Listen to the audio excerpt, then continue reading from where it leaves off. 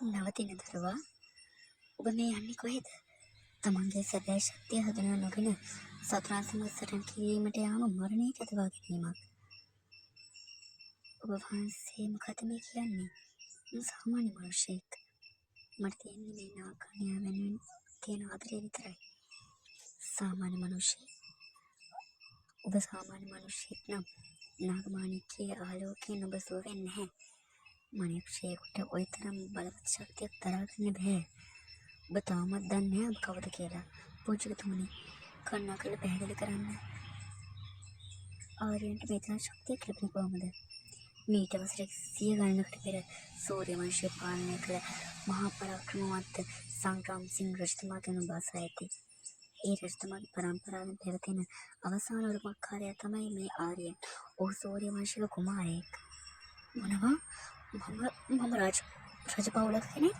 ඒත් මගේ දෙමාපියන්, ඔබේ දෙමාපියන් ඔබ හැමෝගෙම සදවල ආරක්ෂා කළා. සූර්ය වංශයේ ලේ උරුමේ තියෙන කෙනෙකුට විතරයි ඕනෑම අඳුරු මායාවක් පරාජය කරන්න පුළුවන්. සංග්‍රාම සිංහ රජුගේ දිව්‍ය බලය දැන් ඔබේ ලේ තුලින් ගලා යනවා. ආර්යයන්, එතකොට මට නාග ශක්තිය අහිංසනේ ඔයා මොන ගස්වන්න වෙන්නේ නැති.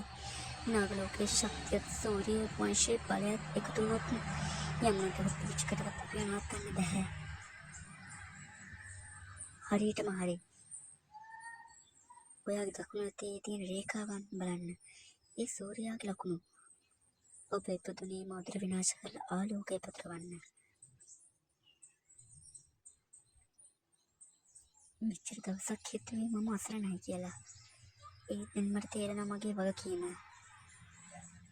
පූජකතුමනි, මගේ වංශයේ ගෞරවය වෙනුවෙන් මම මේ ද්‍රෝහීන් විනාශ කරනවා. ඒ වගේම මගේ අනන්‍ය වෙනුවෙන්මුත්. ආර්යයන්, මම දැනගෙන හිටියා විශේෂ කෙනෙක් කියලා. සූර්ය වංශයේ කුමාරයා සනාග කන්‍යාව. අදින් පස්සේ ලෝකයටම මේක පූර්වාදර්ශයක් වෙයි. යමු අනන්‍ය. රුචිකා හිතාගෙන ඉන්නේ අපි මැරුණා කියලා. අපි ඒගොල්ලෝගේ මාරයා වෙලා. දැන් අපි සරින් පටන් ගන්නවා විතරයි.